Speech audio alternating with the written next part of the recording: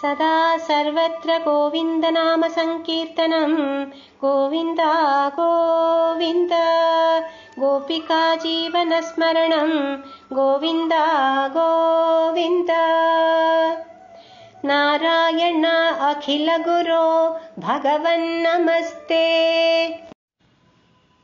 दशक 37 37 कृष्णावतार प्रसंग वर्णनम्।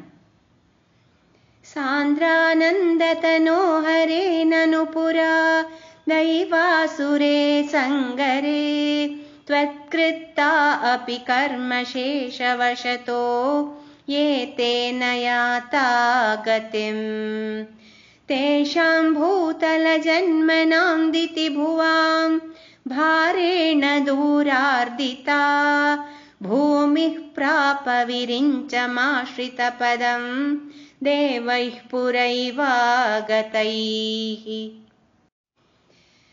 हा हा दुर्जन भूरि भारमथितां पाथो निधौ पातुकाम् एतां पालय हन्त मे विवशतां सम्पृच्छ देवानिमान् इत्यादि प्रचुर प्रलाप विवशाम् आलोक्य धाता महीम् देवानां वदनानि वीक्ष्य परितो दध्यौ भवन्तं हरे।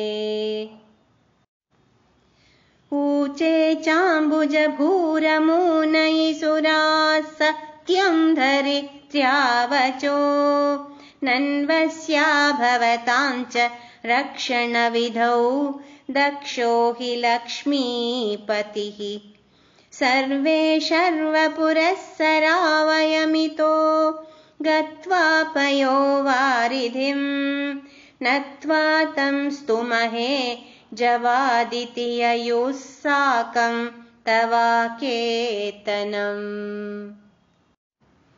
ते मुग्धानिलशालि दुग्धजलधेस्तीरं गताः सङ्गता यावत्त्वत्पदचिन्तनैकमनसस्तावत् सपाथो जभूः त्वद्वाचं हृदये निशम्य सकलान् आनन्दयन्नूचिवान् आख्यातः परमात्मना स्वयमहं वाक्यं तदाकर्ण्यताम्। जाने दीनदशामहं दिविशदां भूमेश्च भीमैर्नृपैः तत्क्षेपाय भवामि यादवकुले सोऽहं समग्रात्मना। देवावृष्णिकुले भवन्तु कलया देवाङ्गनाश्चावनौ मत्सेवार्थमिति त्वदीयवचनं पाथो जभूरुचिवान्। श्रुत्वा कर्णरसायनं तव वचः सर्वेषु निर्वापित स्वान्तेष्वीशगतेषु तावक कृपा पीयूषतृप्तात्मसु विख्याते मथुरापुरे किल भवत्सान्निध्य पुण्योत्तरे धन्यां देवकनन्दनामुदवहत् राजा सशूरात्मजः।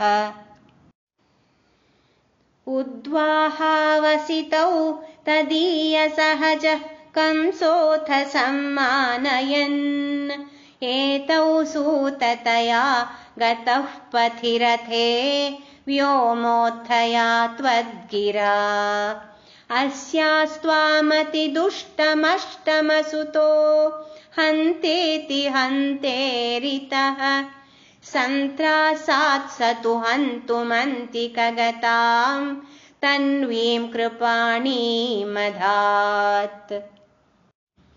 गृह्णानश्चिकुरेषु तां खलमतिः शौरेश्चिरं सान्त्वनैः नो मुञ्चन् पुनरात्मजार्पणगिरा प्रीतोऽथ यातो गृहान् आद्यं त्वत्सहजं तथार्पितमपि स्नेहेन नाहन्नसौ दुष्टानामपि देवपुष्टकरुणा दृष्टा हि धीरे कदा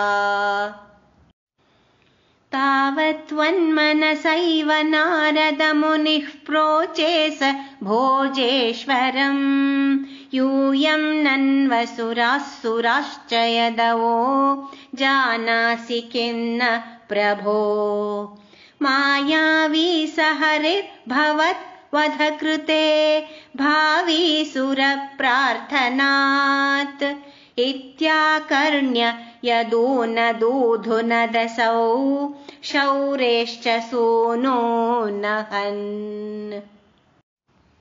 प्राप्ते सप्तमगर्भतामहिपतौ त्वत्प्रेरणान्मायया नीते माधव रोहिणीं त्वमपि भोः स चित्सुखैकात्मकः